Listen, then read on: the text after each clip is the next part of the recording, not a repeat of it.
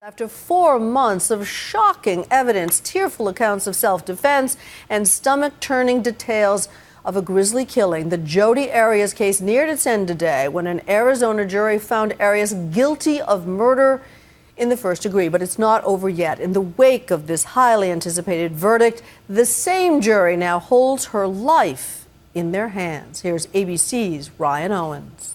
The state of Arizona versus Jodi Ann Arias, verdict, count 1. They are the words Travis Alexander's family has waited 5 years to hear. Do find the defendant as to count 1, first-degree murder, guilty. Travis's siblings exhaled in relief and broke down in tears. As for the woman just convicted of murdering her ex-boyfriend, Jodi Arias, dressed all in black, barely flinched. It was almost as if she knew it was coming. Immediately after the verdict, Arias spoke to the Fox affiliate here in Phoenix with this message for the victim's family. I hope that now that a verdict has been rendered, that they're able to find peace, some sense of peace. Arias also said she was surprised by the verdict. It was unexpected for me, yes, because there was no premeditation on my part. I can see how things look that way, but I didn't expect the premeditation. Outside the Phoenix courthouse, the crowd erupted as word spread this state's most notorious defendant was officially a convicted killer. She's evil, and I love when evil people go down. I don't want to hear from that woman ever again. Travis's closest friends, Chris and Sky Hughes, sat down with ABC News just after the verdict. Sky and I were best friends with Travis until the day he died, and we did a lot of fun things together, and it's been a tough 5 years. Please stand for the jury. It took those 8 men and 4 women just more than 15 hours to convict the 32-year-old killer of premeditated murder. She stabbed Alexander 27 times, slit his throat from ear to ear, and then shot him in the head in the bathroom of his Mesa, Arizona home. Not a big surprise that Jodi Arias was convicted of first-degree murder.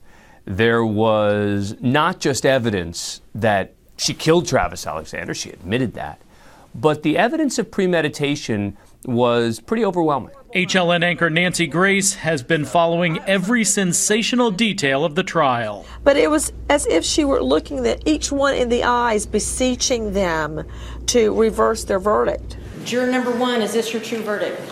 Yes. I think truly this is the first time that Jodi Arias has ever been held accountable for what she did. Before reaching this verdict, the jury heard 4 months of tawdry and often tearful testimony. I just couldn't believe what had happened, that I couldn't take anything back, what had just happened. A remarkable 18 days of them from Jodi Arias herself. Did you kill Travis Alexander on June 4th, 2008? Yes, I did. Why? The simple answer is that he attacked me, and I defended myself. Her defense came right from her own mouth, that she killed her ex-boyfriend Travis Alexander before he could kill her. She told the jury of a violent fight for life that happened in Travis's bathroom on June 4th of 2008. The aspiring photographer said she was snapping sexy photos of her ex in the shower when she dropped his new camera. He said, "Kill you, bitch." He body slammed me again on the tile. From the witness stand, the 32-year-old even acted out how she claimed Travis lunged at her. She told the jury she shot him in the head, but then can't remember what happened after that. What factors influence your having a memory problem? Usually when men like you are screaming at me or grilling me, or someone like Travis doing the same. So that affects your memory problems, right? It does. It makes my brain scramble. Fiery prosecutor Juan Martinez has a very different story about what happened that fateful summer day in the bloody bathroom of Travis Alexander's Mesa, Arizona home. She slit his throat, she stabbed him in the heart, and we also know that she shot him. There are 3 different ways that she killed him. He told the jury Arias stalked the Mormon businessman and planned his murder so no other woman could have him. Travis's own friend suspected Jodi immediately. Shanna Hogan is a true crime writer who has followed this case from the beginning. She interviewed Travis's friends who found his decomposing body 5 days after Jodi killed him for her book, Picture Perfect. They go to Travis's room and the door is locked.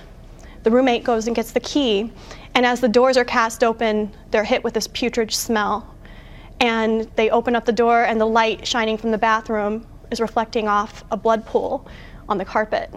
And the roommate and one of the friends goes in and they follow this path of bloody footprints up into the shower where they see their friend lying there dead. Once the friends find Travis in this condition, they're obviously panicked, but they have an initial thought about who might have done this. From the moment of the 911 call, people are pointing the fingers at Jodi.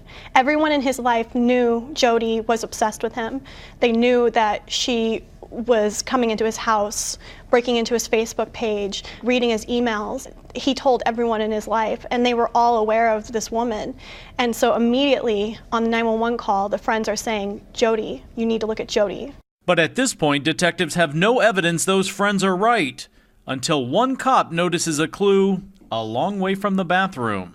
As he's exiting the house, he passes through the laundry room and he sees a red smear on the washing machine.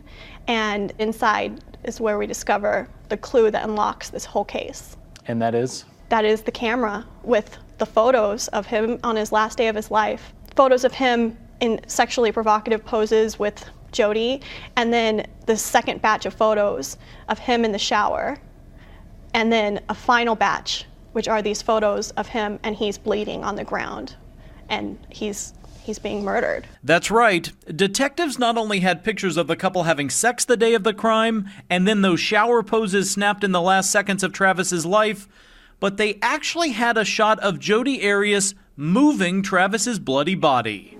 And that's when the lies began. On these police interrogation tapes played in court, first, she denied being at Travis's Mesa, Arizona home. If Travis were here today, he would tell you that it wasn't me. When confronted with all of those pictures and a mountain of forensic evidence, That is not my foot. Jodi concocted a new tale, that she was at Travis's house that fateful day when two masked intruders broke in and slaughtered him but spared her. She even acted out the dramatic scene for the detective. And I was just going through the pictures and I heard this loud ring. The detective didn't buy it, and Jodi was arrested for murder. She flashed a smile in her mugshot. Since being locked up, she's made quite a name for herself, winning jailhouse singing competitions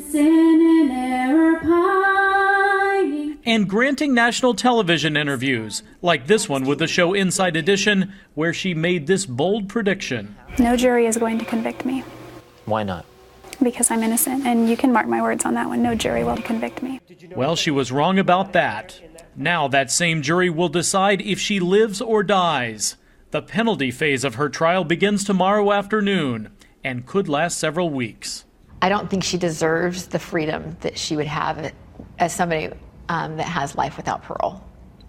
I think she deserves the life of somebody on death row. Well, the worst outcome for me would be natural life. I would much rather die sooner than later. Longevity runs in my family, and I don't want to spend the rest of my natural life in one place. I believe death is the ultimate freedom, so I'd rather just have my freedom as soon as I can get it. Tonight, that statement has landed Jodi Arias on suicide watch in jail. Tomorrow, the same 8 men and 4 women who just convicted her of first-degree murder will hear evidence that could decide if she, in fact, becomes the 3rd woman on Arizona's death row. I'm Ryan Owens for Nightline in Phoenix.